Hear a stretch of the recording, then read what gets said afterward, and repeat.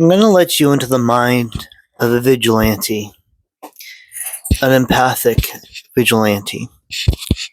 Now, I don't call myself a vigilante, but since I was going after people that abuse children in the worst way and got myself in a great deal of trouble with the government for doing so, I was told many times that I am a vigilante because I accessed part of an illegal system that I did not have authorization to access.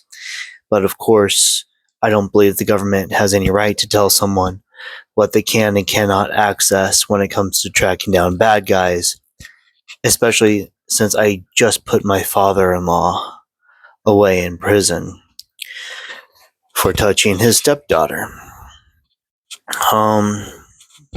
But beside the point,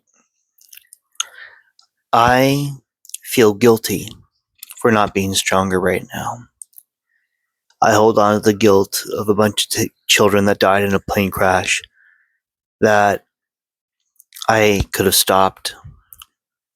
I was a kid. I was 19. My coworkers were lazy, and I did not use the authority that I had to stop that plane from taking off.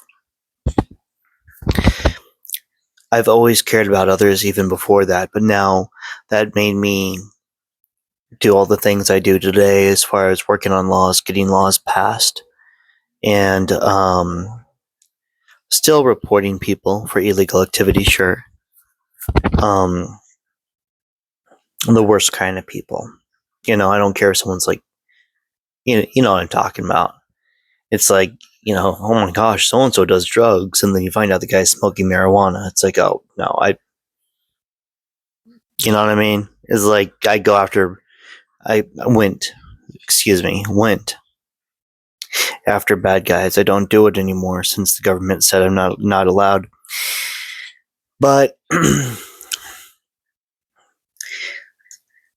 I feel bad that I don't have a bath because I cannot condition my body in ice baths in case I ever have to jump into freezing water to save someone that's fallen in. In my mind, I think of a school bus and me needing to be conditioned physically to be able to withstand it enough so my body does not go into shock so I can jump in there and save them. I want the Cybertruck with a reel on the front of it because it would have the torque in order to be able to let that thing go like over the side of the bridge and take it all the way down to wherever it needs to be to save that person. This is where my mind is. I look at the proper grappling hooks, how they work, all sorts of carabiner, like that type of equipment,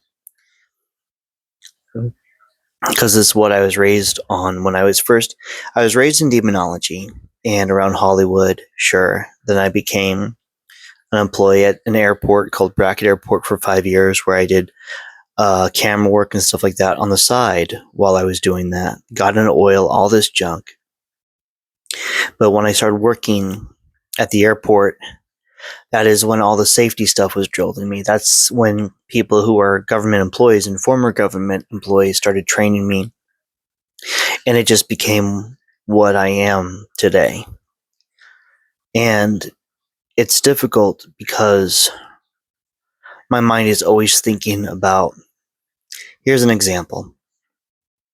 When I was about 6, I cleaned my room and I felt really guilty, and I knocked on my parents' door like I did every night saying I feel guilty, crying. They said, "What is it?" I said, "I cleaned my room." And what if there was an earthquake and they went into my room and they did not know that it was cleaned and they tripped and hit their head on the side of my bed frame and died? I was always afraid of accidents and stuff like that. Which now that I look back, I realize that's really bad. That's signs of severe abuse and trauma at a young age, and is not reasonable. I never got help for it. My parents just didn't care about my mental health or anything, so never any psychologists or psychiatrists. They always told everyone, like, don't tell anyone what's going on within this family. weird Illuminati bullshit, satanic stuff, and they're in front of they always said stuff like that, so schizophrenic basically, which they're diagnosed with that now. But that's the mind of a vigilante, is constantly putting yourself at risk to help others no matter what the cost.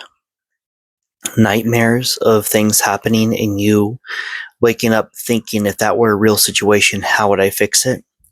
I've watched tens of thousands of videos. At my age, 43, I've watched tens of thousands of videos of gruesome, terrible things.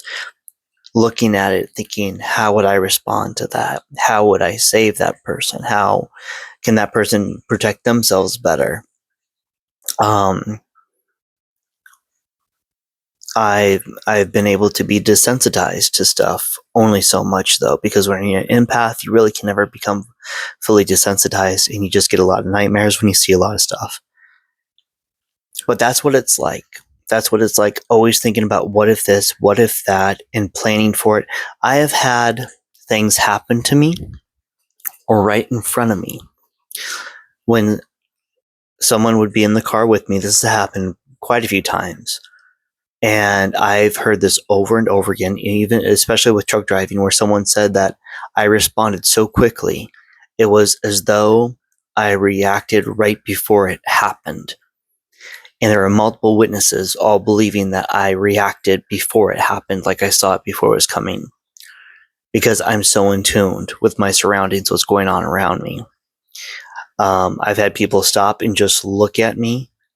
And when I'm like, what is it? They're like, that was like, you've been through that 1,000 times before. The way you responded was so natural. I would have never thought to have done that on the spot.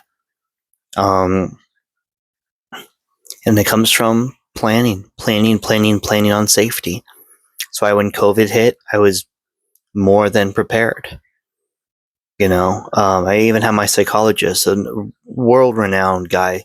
I'm not allowed to say his name because he doesn't want anyone to know, any of his clients or who knows him. Great guy, good friend, actually. And I love that when he says we're friends. He's like, we're friends, man. After years, that's cool. That's cool. But the greatest compliment from him was when he said I'd be perfect for like the environmental disaster preparation and everything for the state. I was like, that's a big compliment. That's a big compliment, And that's what happens when you love people. You're willing to put everything at risk to protect people. And you obsess over protecting people and how to do it. But that's all. I just wanted to give you guys a quick insight. I'm watching Godzilla -1, and it's pretty good, and I'm going to get back to that now.